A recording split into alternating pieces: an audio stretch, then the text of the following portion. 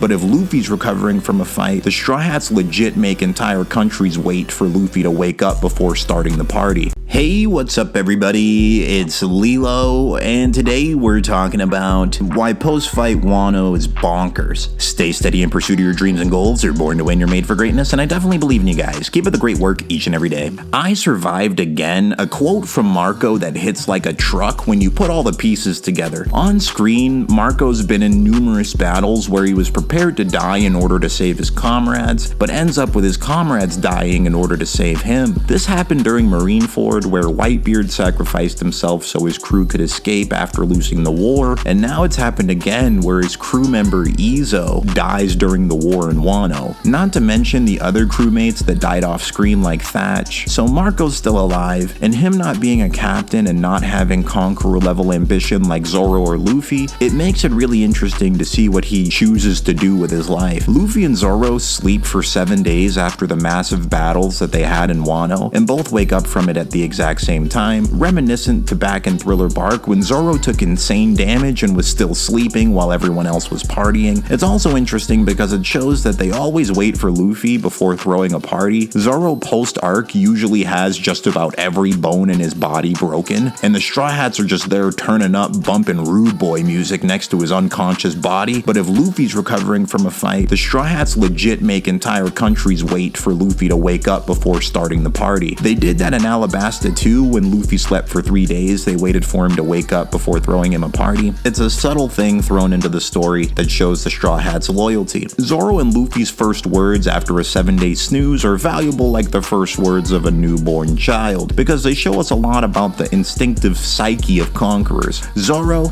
just wants to get crunk, and Luffy just wants to get back to his lifelong dirty bulk. Luffy's cheesing like his cousin Jerry, and then they get to partying. So here's one of the most iconic bits in the episode. Luffy uses Gear 4 Snake Man techniques in base form just to eat faster. That never happened in the manga, but it fits the narrative of the story really well because all throughout Wano, Luffy's Devil Fruit abilities have been steadily evolving, culminating in his fruit literally awakening. He's been able to do Gear 3 abilities at will without inflating his bones with air, and he's been shifting in between Bounce Man and Snake Man mid-fight. So if Luffy could start doing Snake Man techniques in his base form, it wouldn't be too different than Luffy inflating his bones without using air. It fits the same theme, and Luffy's awakening might have amped his Devil Fruit abilities in base and all his other forms as well. And you know Zoro's an alcoholic when he uses Ashura just to get drunk twice as fast. Legit 2 out of 3 of Zoro's faces are just slugging liquor. Momo's a complete Chad now because of Odin's blood. Momo seems to want to stay this age of 28, seeing how he went from a literal baby to a king of a country in the matter of months. Maybe Momo wants to stay 28, so he feels more prepared for the responsibilities of protecting his country. This is hinted at in earlier episodes where Momo says he hates himself for being too weak to help anyone, and if he was bigger then he would be more useful. Seeing how Momo is literally royalty and the Scabbards would do anything for him, it wouldn't be too hard to have Bonnie swing by and just make him a child again. Yamato puts a tray on Momo's head every time she sees him to mimic Odin's hairstyle, and she states that with Odin's genes, Momo will become the strongest samurai in the country of Wano. Yamato considers herself a samurai as well, and calls herself a samurai in this very episode, meaning she believes Momo will surpass her one day. Momo is growing until he's able to completely fill the void that Odin left. Momo is still too physically and mentally weak to do that, so Yamato is taking care of the physical strength gap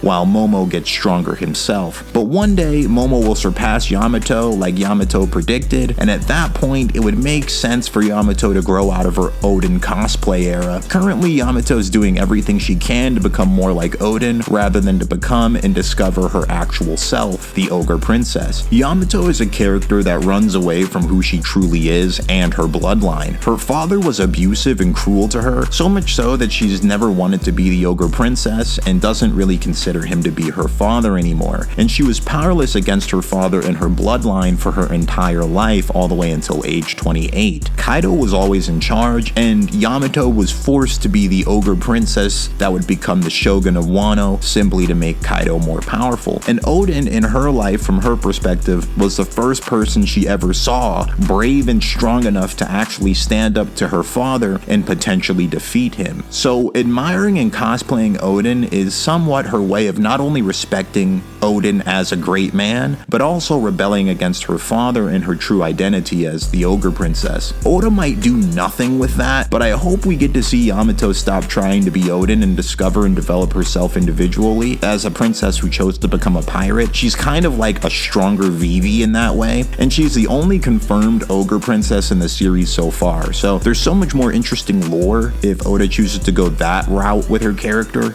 So I hope Oda shows us more of that down the line of the story. Luffy, Kid, and Law get bounties of 3 billion each, all 3 of them surpassing Blackbeard's previously shown bounty of 2.2 billion, and this actually might be Luffy's last bounty before he becomes Pirate King.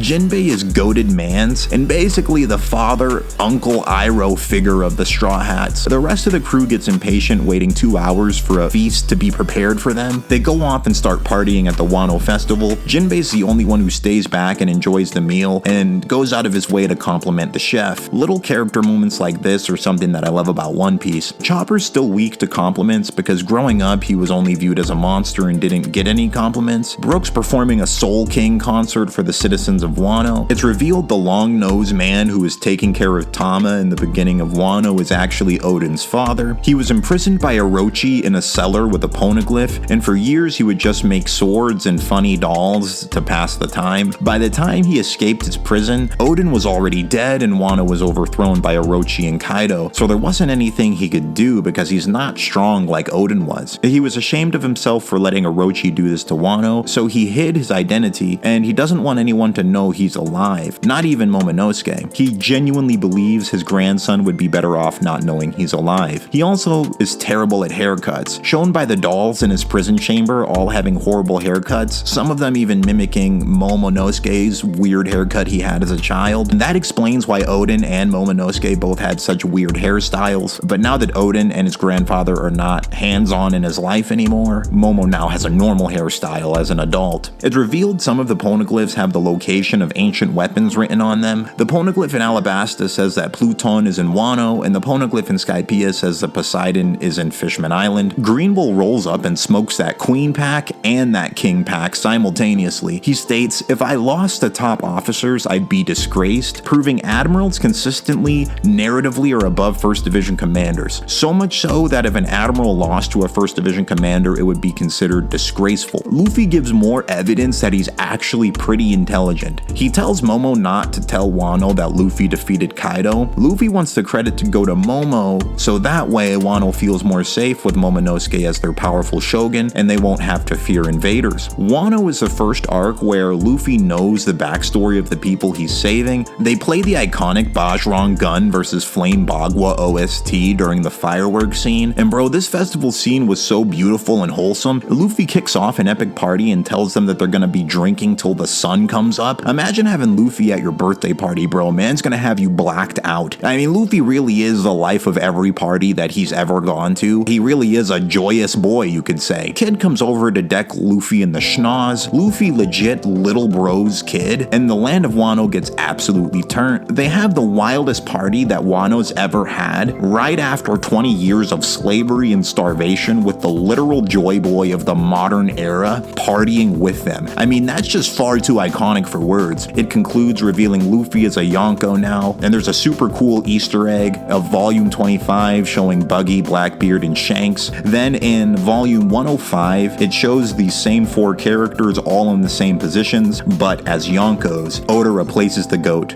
with Carrot in Volume 105. So these 4 being Yonkos technically was foreshadowed since Skypiea, which is really interesting because Wano has so many parallels to Skypiea as well. After dumping King and Queen in the nearest ashtray, Green Bull heads over to Momo and the beaten up Scabbards to continue its smoke sesh. While Green Bull is in the middle of pummeling the Scabbards into non-existence, Yamato joins the fight to even the odds. Yamato took very little damage in comparison to the Scabbards and was more or less at full power. With her there, they have a pretty decent chance at squeezing out an extreme diff W against Green Bull. Momo refuses to let Yamato fight, stating that they need to be able to defeat threats without her or the help of the Straw Hats, otherwise they won't be able to protect Wano once Yamato and the Straw Hats depart on their journey. Momo uses Boro Breath successfully for the first time and actually does noticeable damage to Green Bull. Then Shanks pulls a Marineford parallel. He shows up at the very end of the arc just to shut the arc down. In the manga, Green Bull senses Shanks' haki and states he does not want to pick a fight with the entire Red Hair Pirates yet, making it not look too bad for Green Bull because he feared the entire crew rather than just running away from a singular Yonko. In the anime though, they basically make Shanks Zeus himself. Shanks' Conqueror's haki is so powerful, it crosses the entirety of Wano and pinpoint attacks and paralyzes Green Bull directly. This heavily implies Green Bull runs away because of fear of Shanks individually, rather than simply fearing an entire Yonko crew. Basically, anime Shanks' haki is so powerful, it displayed an ability that's never been displayed before, and it displayed it against a top 10 character. So from here on out, it's going to be spoilers to the anime onlys. This is stuff that looks like it's going to come out in next week's episode 1085. Luffy gives an iconic speech to Momo and claims Wano as his territory. Yamato decides to stay behind and travel the islands of Wano. She says that she's doing this to live life like Odin did. Basically, she's trying to have the exact same adventure Odin did, but the deeper reason for it is that she's staying behind until Momo's strong enough to protect Wano without her help. Momo states that he will surpass Odin one day. Luffy tells Yamato, Momo, and Kinemon that they can join the crew anytime they want, so the three of them are technically honorary Straw Hats like Vivi. They can join anytime they want, but royalty responsibilities are preventing them from doing that right now. Kid, Law, and Luffy get into an argument about leaving Wano all at the same time. Luffy and Law's alliance that they started back at Punk Hazard with the idea to defeat a Yonko, which was literally like 400 episodes ago. Its mission has finally been completed, so now the Luffy and Law alliance has been disbanded,